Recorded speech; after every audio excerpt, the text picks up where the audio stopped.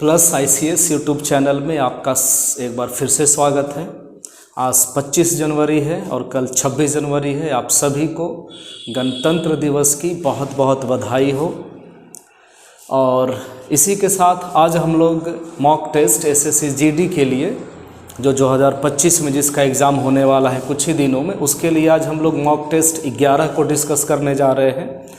और उससे पहले एक छोटा सा इन्फॉर्मेशन है आप लोग के लिए। SSC के तरफ से एक नोटिस जारी किया गया है, आप देख सकते हैं। हालांकि थोड़ा कैमरे की क्वालिटी ख़राब है जिसके कारण शायद आप पूरी अच्छी तरह से न पढ़ पा रहे हो, लेकिन आप ये समझ लें कि जो आपका जो इनका एग्ज़ाम है GD का 2025 में जिनका होने वाला है, तो कमीशन के तरफ से ये बताया गया है कि आप जो अपना एडमिट कार्ड है वो देख सकते हैं कल से, यानी कि 26 तारीख से।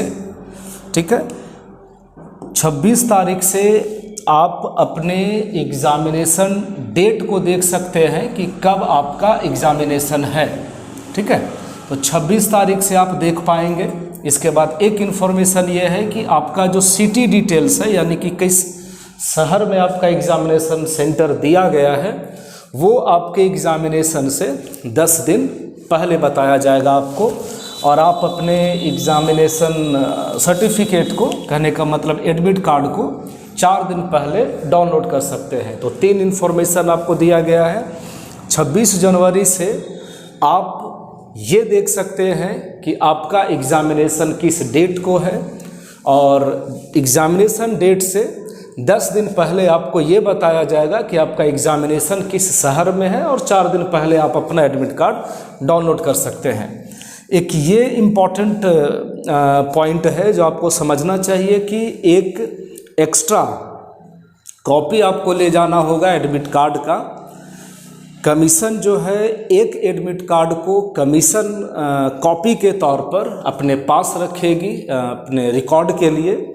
एक आपके हाथ में होगा, और आपसे ये भी बताया जा रहा है आपको कि आप उस एक्स्ट्रा कॉपी को फ्यूचर रेफरेंस के लिए, भविष्य में काम आने के लिए उसको बचा करके रखेंगे। तो ध्यान में रखें, आप उसका 2 कॉपी निकाल लें। ठीक है, बाकी हम लोग बढ़ते हैं, ये इम्पोर्टेंट जानकारी था। हम लोग बढ़ते हैं अपने काम की ओर। ये है आपका पहला सवाल जिसे आपको सॉल्व करना है, और ये बताया गया है, पूछा गया है 2023 के पेपर में। ठीक है, 2023 GD का पेपर है। आपसे पूछा जा रहा है कि ढक्कन वाले बेलनाकार बर्तन का टोटल सरफेस एरिया ज्ञात करिए, जिसका जो है डायमेंशन वगैरह दिया गया है। देखिए, एक तो ढक्कन वाला है और ऊपर से आपको टोटल सरफेस एरिया पूछा जा रहा है। तो आप ये देखिए कि जो बेलन का टोटल सरफेस एरिया है वो है 2πr × r+h। सारे फार्मूले आपको मेंसुरेशन के और भी मैथ्स के जो भी हो फार्मूले एकदम से ज़बान पे होने चाहिए ताकि आपका कैलकुलेशन स्पीड रह सके। तो ये है 2, ये है पाई। रेडियस की आप बात करें तो देखिए व्यास जो है वो k सेंटीमीटर है, तो ये रेडियस हो गया k/2। ठीक है, और ये वापस रेडियस है k/2, प्लस में हाइट जो है वो भी दिया गया है k/2। ठीक है, फिर से रिपीट करेंगे। हमें निकालना है सिलेंडर का टोटल सरफेस एरिया, जिसका डायमीटर दिया गया है k सेंटीमीटर और हाइट दी गई है k/2 सेंटीमीटर। तो हमने अपना फॉर्मूला लगाया टोटल सरफेस एरिया का, 2πr k/2 हो जाएगा, r+h k/2 प्लस हाइट दिया हुआ है k/2। तो आप एक काम कर सकते हैं कि ये 2 से 2 कैंसिल कर लीजिए, पाई × k/2 दोनों तो हाफ है ना, तो सिंपली ऐड होकर के वो k हो जाएगा। तो यहाँ से आपका आंसर आ गया πk²। ठीक है, ये k/2 और ये k/2 दोनों ऐड होकर के हो जाएगा सिर्फ k। आप इसका अगर आप सम करेंगे तो ये 2k/2 होगा, तो 2 से 2 कैंसिल है तो सिर्फ k बचेगा। तो ये हमारा फाइनल आंसर है πk², ऑप्शन नंबर फर्स्ट। ठीक है, आइए अगले सवाल की ओर चलते हैं। ये बताइए, बोला जा रहा है कि यदि 3⁻27 को 3⁻27 को हम डिवाइड करते हैं 26 से, तो फिर रिमाइंडर कितना होगा सो आपसे पूछा जा रहा है। देखिए क्या कर सकते हैं, 3 पर पावर 27 को 26 के आसपास लिखने का प्रयास करिए। तो हम क्या बोलते हैं कि 3 पर पावर 3 उस पर पावर 9 कर दीजिए। ठीक है भाई, पावर पर पावर है तो मल्टीप्लाई होगा, 3 पर पावर 9 है तो 27 तो ही होगा, बटे में ये हो गया आपका 26। 3 पर पावर 3 यानी कि 27 उस पर पावर 9 है डिवाइडेड बाई 26। कोई प्रॉब्लम नहीं है। 27 को हम लोग क्या कर सकते हैं, बेस के बराबर 26 + 1 पर पावर 9 डिवाइडेड बाई 26 कर सकते हैं। ये देखिए 26 से 26 कैंसिल हो जाएगा, ये बच गया 1 और 1 पर पावर 9, किसी भी मतलब 1 पर पावर 9 रहेगा, कुछ भी पावर है तो सॉरी उसका फाइनल रिजल्ट जो है वो 1 होगा। ठीक है, 1 पर पावर 9 का वैल्यू 1 होगा, तो रिमाइंडर कितना बचेगा, तो ये है ऑप्शन नंबर 4। ठीक है, बहुत सुंदर सुंदर सवाल बनाए गए हैं आपके लिए, अब देखिए सीखिए और एग्जाम में अच्छा कीजिए। आइए, आपसे बोला जा रहा है कि जो हीरे का जो कीमत है वो उसके भार के वर्ग के अनुक्रमानुपाती है, बोले तो डायरेक्टली प्रोपोर्शनल है। जितना उसका वजन होगा उसके स्क्वायर के हिसाब से उसका रेट तय किया जाएगा।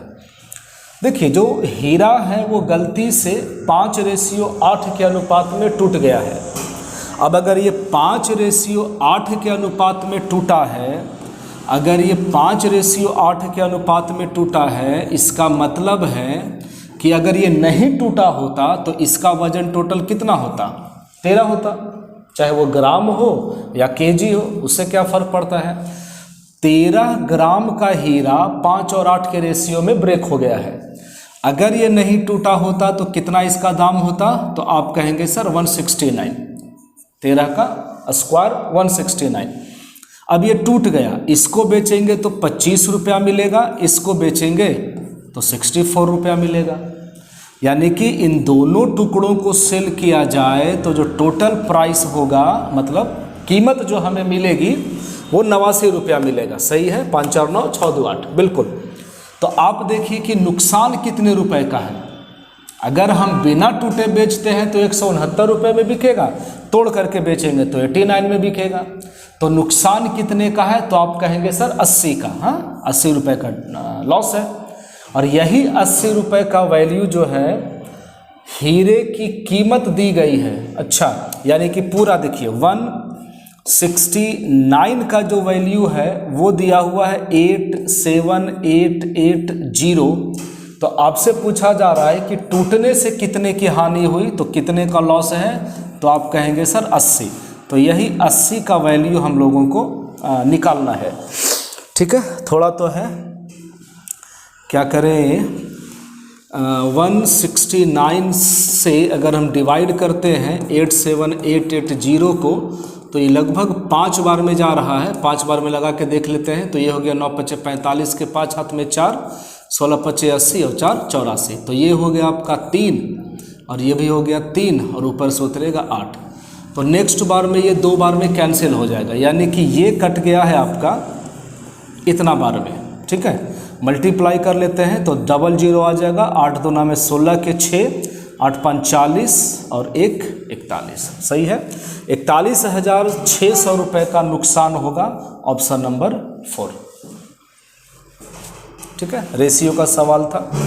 उम्मीद करते हैं आपको समझ में आया होगा।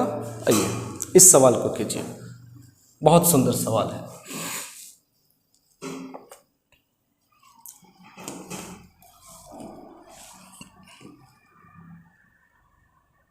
देखिए बोला जा रहा है, यहां से सवाल को पकड़िए, 6480 मतों से एक उम्मीदवार जीता है।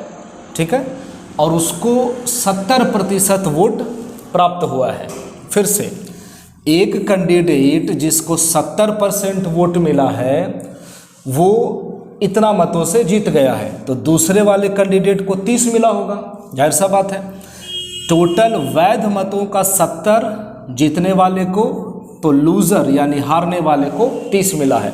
कितने का डिफरेंस है, आप कहेंगे 40। ठीक है। 40 का वैल्यू दिया हुआ है 64, 80, तो हम 100 का वैल्यू निकाल रहे हैं, ठीक है। काटिए इसको, ये कट गया आपका 162। समझिएगा बात को, 16,200 जो है ये वैध मत है, क्योंकि हार जीत का फैसला सिर्फ और सिर्फ वैलिड वोट पर होता है। अब क्या कंडीशन है सो देखिए, बोला क्या जा रहा है कि 10% मतदाताओं ने भाग नहीं लिया मतदान में। हम क्या करते हैं कि x मान लेते हैं नंबर ऑफ टोटल वोट्स, कुल मतों की संख्या x है, 10% वोट डालने नहीं गए तो कितना वोट पड़ा, तो आप कहेंगे 90%। उसके बाद बोला गया है कि 20% वोट जो है वो अवैध घोषित किया गया है, तो 20% अवैध है तो 80% तो वैलिड होगा। टोटल वोट का 90 पड़ा, उसमें से 80% वैलिड है, और यही वैलिड वोट का संख्या आया है 16,200, चूँकि इसी पर हार जीत का फैसला होता है। क्लियर, 2 0 से 2 0 कैंसिल हो गया, 18 से ये कटेगा, 18 9 बस 18 से 162, और कैसे काट सकते हैं, 4 से 2 बार में और 4 से 25 बार में, 2 से ये कैंसिल है, 9 में 25 से गुना कर दीजिए, 225 पर 00। ये है कुल मतों की संख्या, ऑप्शन नंबर 2। कुल मत है 22,500, और ये तो अंतर था मतों का, ठीक है। तो इस तरीके से 2 स्टेप पे कर लेंगे। एक बार टोटल वैध मत निकाल लीजिए, उसके बाद आप निकाल सकते हैं नंबर ऑफ टोटल वोट्स, कुल मतों की संख्या, ठीक है। हमसे ये पूछा जा रहा था कुल कितने मत थे। आइए अगले सवाल की ओर चलते हैं। ये देखिए, बोला जा रहा है कि सभी अभाज्य गुणनखंडों के योग से कौन सी संख्या ज़्यादा है। 1560 का अभाज्य गुणनखंड 1560, 12 गुने 13, ठीक है, 12, 2 दूना 4 तिया 12 गुना में 13, ये है प्राइम फैक्टर 1560 का। 2 दूना 4, 4 तिया 12, 12 में 13 से गुना करेंगे 156। अच्छा, एक 0 और छूट रहा है, सॉरी, एक 10 और मल्टीप्लाई कर देते हैं इसमें, तो ठीक है, एक 2 आ जाएगा और एक 5 आ जाएगा। क्लियर। तो देखिए ये पूरा का पूरा प्राइम फैक्टर है, ये पूरा प्राइम फैक्टर है। सबको अगर हम ऐड करते हैं तो 5 और 2 7, 13, 7 20, 20 और 3 23, 2 25 और 2 27।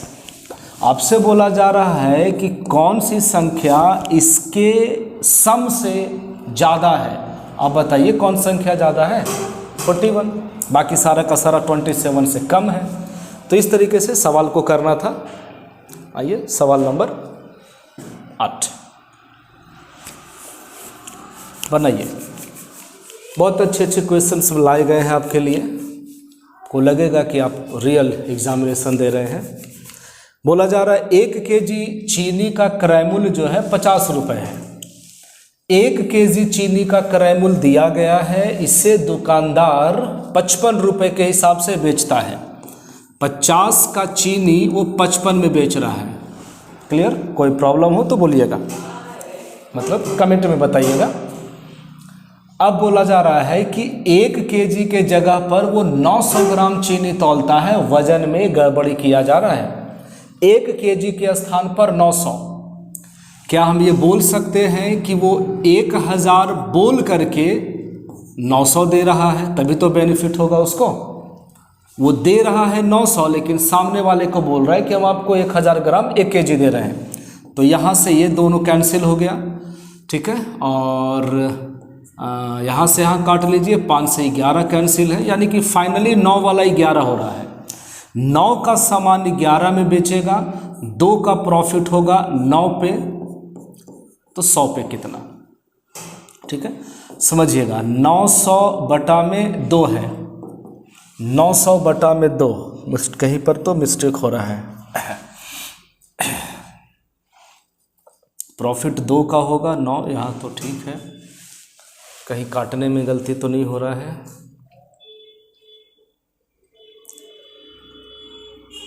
देखिए मिस्टेक यहाँ पे है, यहाँ पे मिस्टेक है। प्रॉफिट हो रहा है 2 रुपये का, ठीक है। प्रॉफिट इंटू 100 डिवाइडेड बाई 9, है ना। 9 रुपये पे 2 रुपये का प्रॉफिट हो रहा था।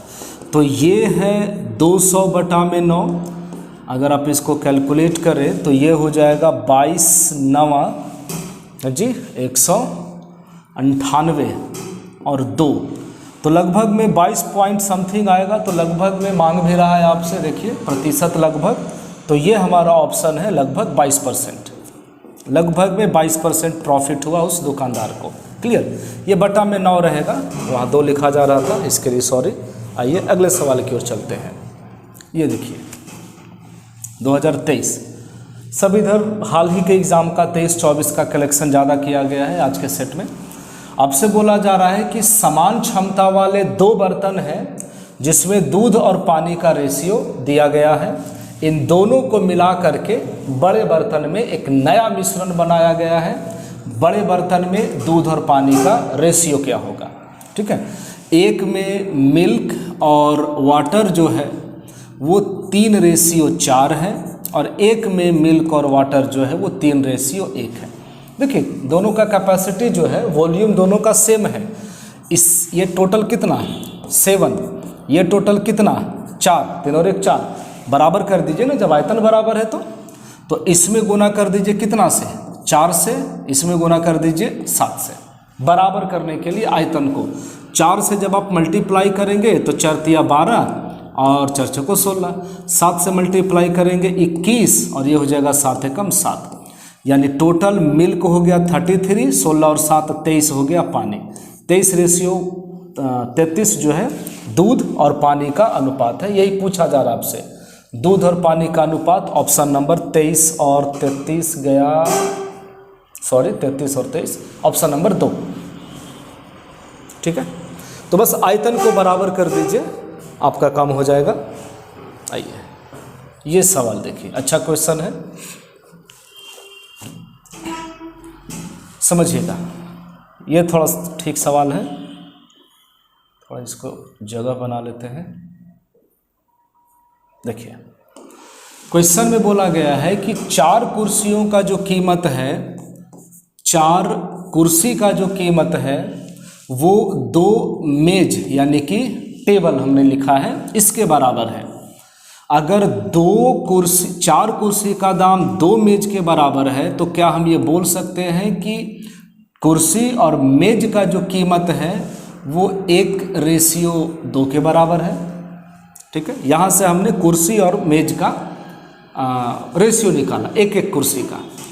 अगले लाइन में देखिए 4 मेज का कीमत 2 बोर्ड के बराबर है। 4 मेज का कीमत 2 बोर्ड के बराबर है, तो यहाँ से टेबल और बोर्ड का जो रेशियो है वो वापस आ जाएगा 1:2, ठीक है। चलिए सवाल को सिंपल रखते हैं ताकि आपको समझ में आ सके। यहाँ से हम कुर्सी, टेबल और बोर्ड का रेशियो निकालते हैं तो ये हो जाएगा 1:2:4, ठीक है। कोई कन्फ्यूजन नहीं, बहुत बेसिक तरीका लगाया गया है। लास्ट स्टेप में आते हैं, बोला जा रहा है क्या कि 4 बोर्ड की जो कीमत है वो 2 पंखों की कीमत के बराबर है। 4 बोर्ड बराबर 2 पंखा, तो यहाँ से बोर्ड और पंखा का जब हम रेशियो निकालेंगे तो ये हो जाएगा 1:2, सही है। ये हो गया 1:2। तो यहाँ से कुर्सी, टेबल, बोर्ड और फैन, देखिए 1 में 1 से गुना कर दिया, आप सामने सामने लिखते हैं। ये 1 है, ये 2 है, ठीक है, ये 4 है और ये 8 है। तो ये सिंगल सबका दाम निकल गया। बहुत आराम से बता रहे हैं आपको, ठीक है। बहुत सवाल लंबा नहीं है, आपको समझ में आ सके इसीलिए। बनाने को क्या है, हम लोग तो जल्दी बना लेंगे ना, आपको एग्जाम में करना है। तो ये एक ऑब्जेक्ट का, एक आइटम का हमने दाम निकाल लिया।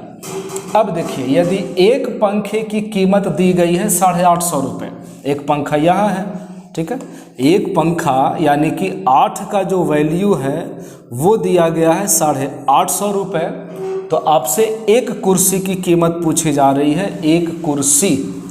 एक कुर्सी का दाम कितना हो गया? 1। ठीक है, एक कुर्सी की कीमत आपसे पूछी जा रही है। तो हम 4 से 2 बार में जाएगा ये, 4 से नहीं काटिए, 2 से काटिए, 2 से 4 बार में, और 2 से कटेगा ये 425 बार में। बिल्कुल 425/4 जब हम इसको फ्रैक्शन में करेंगे तो 106.1/4 आएगा, बिल्कुल आएगा।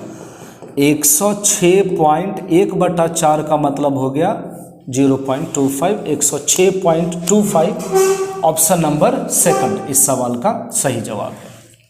ठीक है, बहुत बेसिक से बनाया गया है, बहुत इत्मीनान से बताए हैं, उम्मीद करते हैं आपको समझ में आया होगा।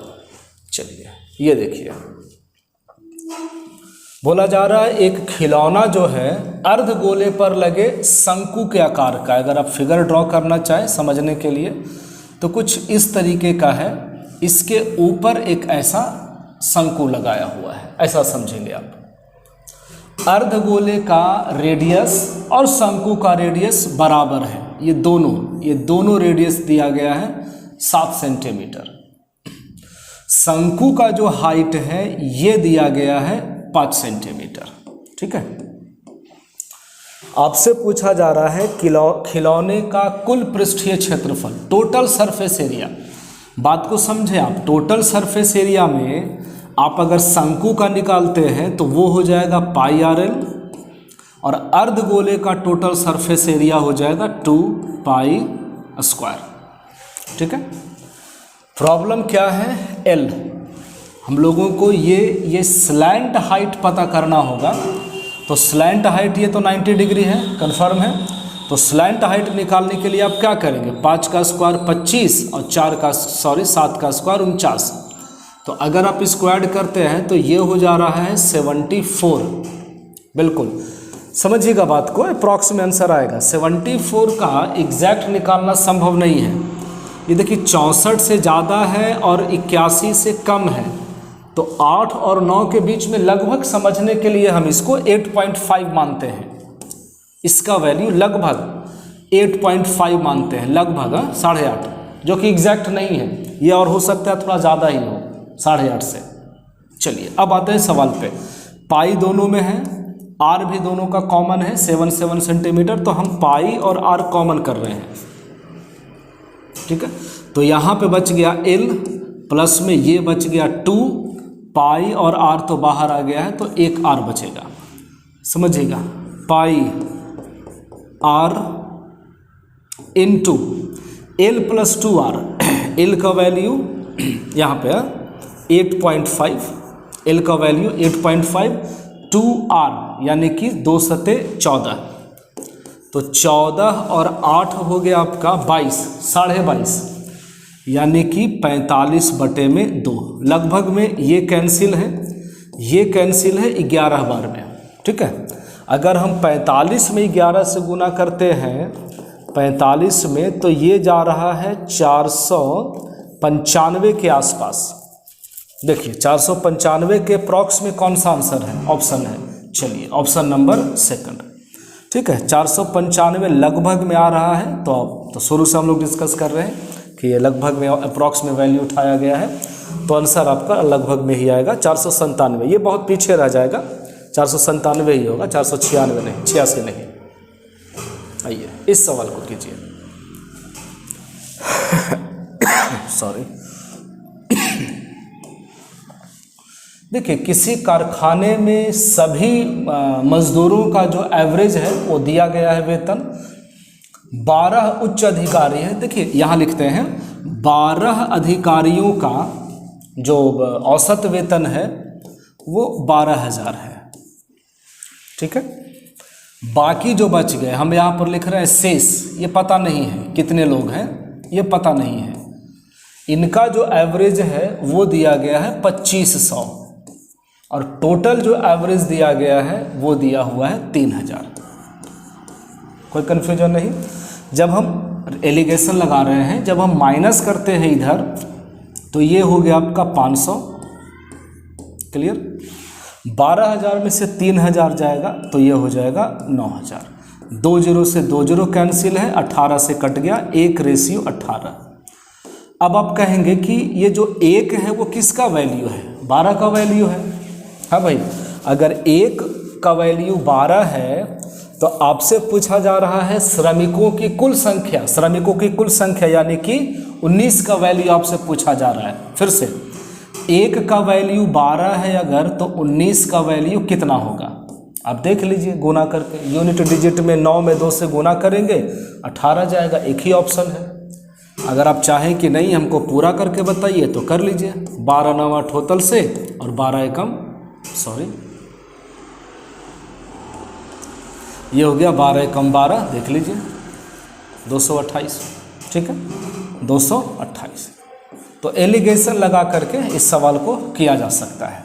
ये 1:18 जो है वो संख्या आ गया दोनों टाइप के मजदूरों का। 1 का वैल्यू 12 था तो टोटल 18 और 19 का वैल्यू कितना होगा? ठीक है, चलिए आइए इस सवाल को कीजिए। हमें मीन प्रोपोर्शन बताया गया है, निकालने के लिए बोला गया है। मध्य अनुपात के लिए मीन प्रोपोर्शनल के लिए फॉर्मूला है √a/b। हाँ या ना? आप कहेंगे बिल्कुल सर।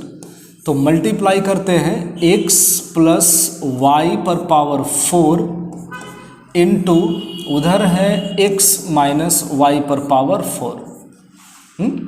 आप बताइए कि क्या हम इसको x + y into x - y पूरा पर पावर 4 नहीं लिख सकते क्या? भाई अगर कहीं पे ये मान लीजिए कि रूट ना भी हो, जैसे 3 पर पावर 2 है और 5 पर पावर 2 है, तो क्या दिक्कत है? हम इसको पूरा पर तो पावर डाल ही सकते हैं।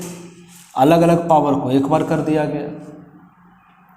ठीक है, तो ये जो है a + b into a - b, ये तो a² - b² के टर्म में हो ही जाएगा। और ये पावर अगर 4 है तो उसका वर्गमूल कितना होगा? 2 होगा। नहीं, तो जो फाइनल निष्कर्ष होगा, मतलब फाइनल जो आंसर होगा वो होगा, देखिए x² - y² उतना पर पावर 2। ये 4 जो है वो पावर 2 में चेंज हो जाएगा और नीचे अंदर में रह गया a + b, a - b, a² - b² और पावर 4 का वर्गमूल पावर 2, ऑप्शन नंबर 2। ठीक है, चलिए इस सवाल को कीजिए।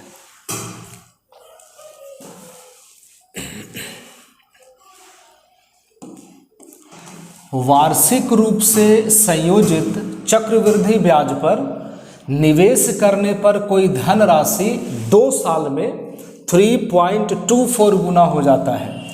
बात को आप समझे, अगर कोई धनराशि 3.24 गुना है, इसका मतलब है कि वो 100 रुपये था और 2 साल में बढ़ करके 324 हो गया। क्लियर? देखिए 2 साल में 100 रुपये बढ़ करके 324 तभी होगा जब वो 1 साल में 10 वाला 18 होगा और वापस 1 साल में 10 वाला 18 होगा, तभी तो 10 10 ये 100 होगा और 18 गुना होकर 324 होगा। मतलब ये बात निकल के आया कि कोई राशि है जो 1 साल में 10 से बढ़ करके 18 हो जाती है। आपसे रेट पूछा जा रहा है। 10 वाला यदि 18 होता है तो ब्याज मिल रहा है 8 रुपये का, कितने पर? 10 रुपये पर। तो रेट ऑफ इंटरेस्ट कितना है? 80%। बस, ठीक है। ऑप्शन नंबर 4 इस सही सवाल का सही जवाब है, ऑप्शन नंबर 4। क्लियर है? चलिए अगले सवाल की ओर बढ़ते हैं। ये देखिए, बहुत अच्छा सवाल है। रमेश यदि 45 के स्पीड से जाता है ना अपने ऑफिस, तो वो 10 मिनट पहले ही पहुंच जाता है, और अगले दिन जब वो 30 के स्पीड से जाता है तो 10 मिनट की देरी होती है उसको। आपसे पूछा जा रहा है कि वो समय पर पहुंचे अपने ऑफिस, इसके लिए उसका स्पीड क्या होना चाहिए? न लेट हो न सवेर हो। पहले आप इस सवाल में डिस्टेंस निकालिए, तब काम बनेगा। डिस्टेंस बराबर, इस टाइप के सवाल में दूरी निकालने का फॉर्मूला है चाल का गुणनफल, यानी कि चाल का गुना बटा में चाल का डिफरेंस यानी कि अंतर, और गुना में समय का अंतर। ठीक है, आप लोग को ये फॉर्मूला पता होगा, और अगर नहीं पता है तो आप इसको नोट कर ले। सवाल का टाइप देखिए, इस तरह के सवाल में जब भी हमसे डिस्टेंस पूछा जाए हम यही फॉर्मूला अप्लाई करेंगे। आइए, चाल का गुणनफल देख लीजिए, 45 इंटू 30, चाल का डिफरेंस यानी कि 15 गुना में, देखिए पहला कंडीशन में वो 10 मिनट पहले पहुंच गया था और अगली स्थिति में वो 10 मिनट की देरी से पहुंचता है, तो जो डिस्टेंस डिफरेंस होगा वो 20 मिनट का होगा। मिनट को हमने चेंज कर दिया आवर में, जैसे आपको अच्छा लगे काटने में। ये 3 से कैंसिल है, 15 तिया 45, 45 कैंसिल हो जाएगा। तो ये जो दूरी है वो पता चल गया, उसके घर और ऑफिस के बीच की दूरी है 30 किलोमीटर। यहाँ तक कोई प्रॉब्लम नहीं होना चाहिए। अब आते हैं थोड़ा समझदारी वाला सवाल पे। आपसे पूछा जा रहा है कि वो किस स्पीड से जाए ताकि समय पे कहलाए। देखिए, जब वो 30 के स्पीड से जाता है तो 10 मिनट की देरी होती है। ठीक है, जाना कितना दूर है? 30 किलोमीटर। बात को समझेंगे आप, 30 किलोमीटर जब वो 30 के स्पीड से जाता है, 30 के स्पीड से जाता है तो उसको कितना टाइम लगेगा? आप कहेंगे सर 60 मिनट। 30 किलोमीटर जब वो 30 के स्पीड से जाएगा तो 1 घंटा लगेगा, 60 मिनट लगेगा। और जब वो 60 मिनट में पहुंचता है तो पता चला कि 10 मिनट की देरी हो गई उसको, यानी कि 30 मिनट दूरी तय करने के लिए उसके पास एग्जैक्ट टाइमिंग कितना है? 50 मिनट ही है। चाल बराबर दूरी बटा में समय। 10 मिनट का देर हुआ है, उसको 50 मिनट में पहुंचना पड़ेगा। चाल बराबर दूरी बटा समय। ये मिनट को आवर में चेंज करने के लिए 60 से डिवाइड कर दीजिए। ठीक है, वो 60 ऊपर चला जाएगा, 0 से 0 कैंसिल है, 5 छक 30, 6 में 6 से गुना कर देंगे, 36 किलोमीटर पर आवर उसका स्पीड होना चाहिए। तब जा कर के न तो वो लेट होगा और न ही वो पहले पहुंचेगा एग्जैक्ट टाइमिंग पे। ठीक है, तो 2 स्टेप में हमने इसको बनाया। एक बार हमने डिस्टेंस निकाला, उसके बाद फिर हमने चाल निकाला। ठीक है, चलिए इस सवाल को कीजिए। इस सवाल में भी हम आपको एक फॉर्मूला बताएंगे। देखिए, जब भी 2 साल का CI और SI दिया हुआ हो या न भी दिया हुआ हो, 2 साल के लिए कंपाउंड इंटरेस्ट और साधारण ब्याज और रेट के रिलेशन को शो करने के लिए हमारे पास एक फॉर्मूला है। ध्यान रखेंगे कि ये जब भी एप्लीकेबल होगा तो 2 साल पर होगा, और 2 साल को लेकर बहुत सारे सवाल आपको मिलते हैं एग्जामिनेशन में। ठीक है, कैसे करेंगे? रेट बराबर 2 इंटू कंपाउंड इंटरेस्ट माइनस में simple interest into 100 divided by simple interest. 2 साल के लिए ये तीनों में रिलेशन बताने वाला बहुत ही इम्पॉर्टेंट फॉर्मूला है। यहाँ से आप CI, SI और रेट तीनों में से कुछ भी निकाल सकते हैं। अभी वाले सवाल में आपसे सिंपल इंटरेस्ट पूछा जा रहा है। ठीक है, 3% रेट है तो हम यहाँ 3 लिखेंगे। रेट गिवन है, 2 साल का समय है, 2 इंटू देख लीजिए कंपाउंड इंटरेस्ट जो है वो दिया गया है 101.50 माइनस में सिंपल इंटरेस्ट को हमने x माना इंटू 100 डिवाइडेड बाई x। ठीक है, 3 में x से गुना कर देंगे, 3x बराबर, देखिए 2 में 100 से जब आप गुना करेंगे, 2 में 100 से गुना करेंगे तो 200, समझिएगा बात को। अब ये 200 यहाँ करके मल्टीप्लाई होगा, 101.50 में जब आप 200 से मल्टीप्लाई कीजिएगा तो पॉइंट से पॉइंट तो कैंसिल हो जाएगा पूरा। ठीक है, 2 जीरो से ये पॉइंट कैंसिल हो जाएगा। अब रह गया 10-15, 10-15 का डबल हो गया 20, 30 और 1 जीरो और। ठीक है, ये मल्टीप्लाई हो गया माइनस 200x। हाँ भाई, 100 200x। अब ये 200x को अगर आप अंदर लाते हैं तो ये हो जाएगा 203x बराबर 20300। साफ दिख पा रहा होगा आपको कैमरे में कि ये 100 बार में डिविजिबल है और यही 100 हमारा क्या है, सिंपल इंटरेस्ट है। ठीक है, जटिल से जटिल क्वेश्चंस जो हैं आप इस फॉर्मूले पे कर सकते हैं। कभी रेट पूछा जाता है, कभी साधारण ब्याज पूछ दिया, कभी कंपाउंड इंटरेस्ट पूछ दिया। 2 साल का आप कभी भी निकाल सकते हैं, कुछ भी निकाल सकते हैं। फिलहाल हमारे सवाल का जवाब है ऑप्शन नंबर 2। ठीक है, आते हैं अगले सवाल पे। चलिए, PQR एक व्यापार में पूंजी लगाते हैं, उनका दिया हुआ है। साल के अंत में टोटल प्रॉफिट भी दिया हुआ है। P और Q के हिस्सों में अनुपात क्या है। देखिए, आप अच्छे से जानते हैं कि जो लाभ का अनुपात है वो पूंजी के अनुपात के बराबर होता है, बशर्ते कि समय सेम हो। तो एक लगाया 14,000, एक लगाया 18,000 और एक ने लगाया 24,000। क्लियर। तो हम इसका रेशियो निकालते हैं पूंजी का, तो 2 से 7 है, 2 से 9 और 2 से 12। इसी अनुपात में लाभ को बांटा जाएगा। क्लियर। चलिए, बहुत आसान सवाल है। आपसे पूछा जा रहा है P और Q के बीच का अंतर टोटल कितना होगा। देखिए, 12 और 9 21, 21 और 7 28। 28 का वैल्यू दिया हुआ है 25,480 टोटल। तो P और Q के हिस्सों में कितने का अंतर है, 2 का। ये कैंसिल हो जाएगा आपका 14 बार में। ठीक है, ऊपर काटते हैं, जो भी आएगा आंसर आ जाएगा।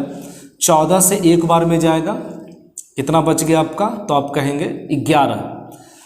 हाँ जी, 11। ऊपर से 4 उतार दीजिए तो ये हो जाएगा 8 बार में जाएगा। 14 बड़ी उतल से, तो यहाँ बच गया आपका 2, ऊपर से उतरेगा 8, 14, 2, 0। ठीक है, तो ये हमारा सवाल का आंसर हो गया 28-20, ऑप्शन नंबर 3। P और Q के हिस्सों में 28-20 रुपये का डिफरेंस है। क्लियर, आ रहा है समझ में, कुछ लग रहा अच्छा। क्लियर। अगर आप इस चैनल पे नए हैं तो चैनल को सब्सक्राइब कीजिए ताकि आगे आने वाले और भी वीडियो का नोटिफिकेशन आप तक पहुंच सके। आप बहुत कुछ सीख सकते हैं इस चैनल के माध्यम से। आइए अगले सवाल की ओर बढ़ते हैं। GD 2019 के पेपर का क्वेश्चन है। बोला गया कि एक छात्र के अंकों को गलती से 62 के बजाय 87 दर्ज किया गया था। लिखना चाहिए था 62, लिख दिया गया है 87, यानी कि कितना 25 नंबर ज़्यादा लिख दिया गया। क्लियर।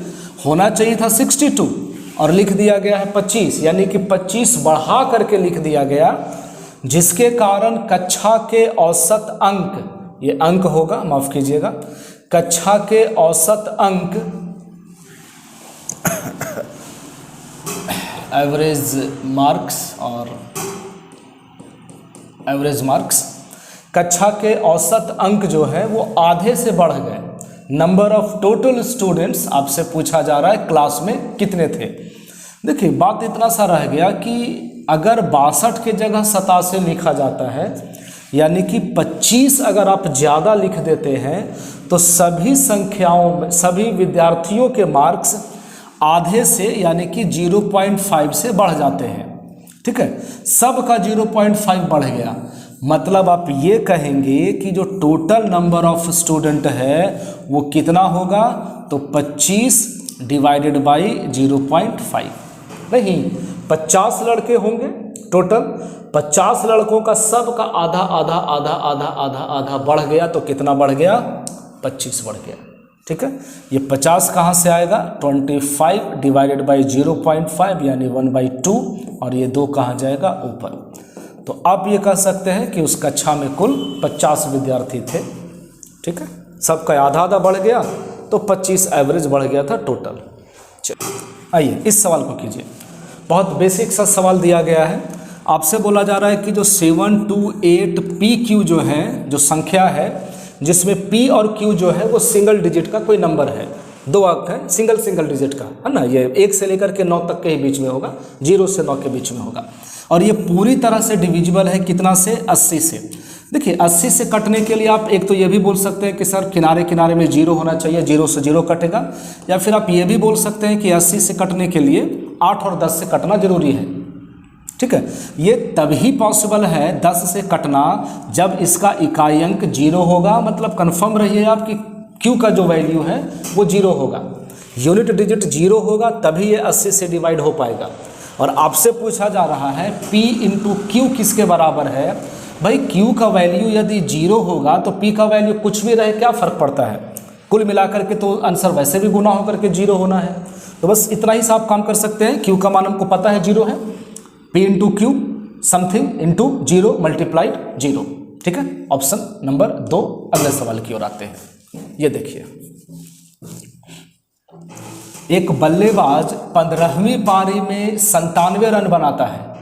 क्लियर। जब भी इस तरह का सवाल रहे तो आप ये मानिए कि 14वीं पारी तक उसका एवरेज कितना था, तो हमने बोला x।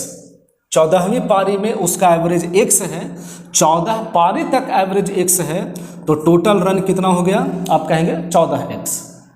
कोई प्रॉब्लम नहीं। 15वीं पारी में वो 97 रन बनाता है, 14 मैच और ये 15वां मैच, कुल मैच में यदि हम नंबर ऑफ मैच से भाग देंगे कुल रन में तो ये निकल जाएगा एवरेज। और एवरेज बता रहा है, देखिए कि 5 बढ़ जाता है, यानी कि जो एवरेज x था वो बढ़ करके x + 5 हो जाता है। ठीक है। फिर से हमने ये माना हुआ है कि उस बल्लेबाज ने 14 पारी तक x के एवरेज से स्कोर किया, तो टोटल उसका रन कितना हो गया, आप कहेंगे 14x। 15वीं पारी में उसने 97 रन बनाया, 14 मैचों का रन और ये 15वें मैच का रन, टोटल 15 मैचों का रन ऊपर है। हम 15 से डिवाइड करेंगे तो क्या निकलेगा, औसत। और औसत के बारे में जानकारी दिया हुआ है कि जो पहले x था वो 5 रन बढ़ जाता है, यानी कि x + 5 हो जाता है। क्लियर। चलिए 14x + 97 बराबर गुना करके देख लीजिए, 15x + में 75। 15x अंदर आ जाएगा, 14 में से 15 जाएगा, x बचेगा, माइनस को इग्नोर कर दीजिए। ये 97 उधर चला जाएगा तो कितना बचेगा, 21। हाँ जी बिल्कुल 22, 97, 75। ठीक है। तो ये 22 क्या है बताइए, तो ये है 14वीं पारी का एवरेज। आपसे पूछा जा रहा है 15वीं पारी के बाद एवरेज कितना था, तो 15वीं पारी में जब उसने 97 रन बनाया तो उसका एवरेज 5 बढ़ गया, यानी 22 और 5 27। 15वीं पारी का एवरेज 27, ऑप्शन नंबर 2। क्लियर। चलिए अगले सवाल की ओर चलते हैं। ये देखिए बहुत सुंदर सवाल है, जीडी 2023 का पूछा हुआ है। कहा गया है PQR का एवरेज जो है वो A है। आप बताइए P + Q + R का एवरेज यदि A है तो क्या इसका सम 3A नहीं हो सकता, बिल्कुल होगा। भाई 3 संख्या है, 3 संख्या का एवरेज A है तो टोटल सम तो 3A होना ही है। और देखिए ऊपर में लिख रहा है PQ प्लस में QR प्लस में PR का वैल्यू जो है वो 0 दिया गया है और हमें उसका वैल्यू निकालना है। तो हम क्या बोलते हैं कि आप इसको स्क्वायर कर दीजिए, दोनों तरफ स्क्वायर कर दीजिए, यहाँ भी और यहाँ भी, और करके देखिए A + B + C का whole square, A square plus में B square plus C square plus 2 into AB plus में BC प्लस में CA। ठीक है, बराबर 3A का स्क्वायर क्या हो गया, आप कहेंगे 9A स्क्वायर। देखिए ये पूरा का वैल्यू दिया हुआ है 0, ये पूरा का वैल्यू 0 दिया हुआ है। ठीक है, तो हमने इसका वैल्यू रख दिया यहाँ पे, ये पूरा 0 हो जाएगा। तो ले दे के बच गया P square plus Q square plus R square बराबर कितना, आप कहेंगे 9A स्क्वायर। आपसे पूछा जा रहा है इतना डिवाइडेड बाई 27, इधर में 27 से भागा दीजिएगा तो इधर भी 27 से भागा दे दीजिए। इसका वैल्यू निकालने के लिए आपसे बोला गया, आंसर हो गया A स्क्वायर बाई 3, है ना। मज़ेदार सवाल। ठीक है, बने रहिए इसी तरीके से हमारे साथ, और भी इम्पोर्टेंट सवाल क्वेश्चंस हम लोग करेंगे। ये देखिए टाइम स्पीड का एक सवाल है। आपसे बोला जा रहा है कि जो कार है 70 किलोमीटर के स्पीड से ड्राइवर कार को चला रहा है और उससे 35 मीटर आगे एक बस चल रही है। बात को समझे आप, ये कार है और उससे आगे है बस, ये डिस्टेंस दिया गया है 35 मीटर का। फिर 15 सेकंड के बाद बस उससे 40 मीटर पीछे रह जाती है। 15 सेकंड के बाद क्या है ना कि कार जो है समझिए आगे आ जाती है ना, और ये बस जो है वो कार से कितना 40 मीटर पीछे हो जाता है। मतलब सीधा सीधा बात समझिए कि कार ने बस को ओवरटेक किया है कितने समय में, 15 सेकंड में। बस के स्पीड को मेंटेन करते हुए कार ने कितना अधिक दूरी कवर किया, तो आप कहेंगे सर 35 और 40। समझिएगा बात को, कार की जो चाल है वो बस की चाल से भी ज़्यादा है। उसने 75 मीटर की दूरी तय की है 15 सेकंड में, यानी 5 मीटर पर सेकंड है। 18/5 मल्टीप्लाई कर दीजिए तो ये निकल के आ गया कि जो कार की स्पीड है वो बस के स्पीड से 18 किलोमीटर पर आवर ज़्यादा है। इसको रिलेटिव स्पीड बोलते हैं। आप कार भी चल रही है, बस भी चल रही है, बस को मेंटेन करते हुए आगे निकल गया कार, क्योंकि कार का स्पीड इतना ज़्यादा है बस से, मतलब बस का स्पीड इतना कम है कार से। देख लीजिए, कार का स्पीड जो है वो दिया हुआ है, आपसे बस का स्पीड पूछा जा रहा है, तो जो बस का स्पीड है वो कार के स्पीड से कम होगा 18 kilometre, that means 52 kilometre per hour आपका स्पीड है। तो ऑप्शन नंबर 4 इस सवाल का, ऑप्शन नंबर 2 इसका सही जवाब है। ठीक है, तो इस तरीके से सवाल को कर सकते हैं। बाकी उम्मीद किए हैं कि आपको आज का सेशन अच्छा लगा होगा। ठीक है, अगर आप इस चैनल पे फिर से बोलते हैं नए हैं, चैनल को सब्सक्राइब कीजिए। अच्छे अच्छे वीडियो सेशंस हम आपके लिए लाते रहेंगे। बाकी इस सेशन का PDF के लिए आप हमारे टेलीग्राम चैनल +ICS पर आ सकते हैं। यहाँ पर आपको इसका PDF मिल जाएगा, डाउनलोड कीजिए, प्रैक्टिस कीजिए। ठीक है, बाकी मिलते हैं अगले सेशन में, तब तक के लिए बहुत बहुत धन्यवाद।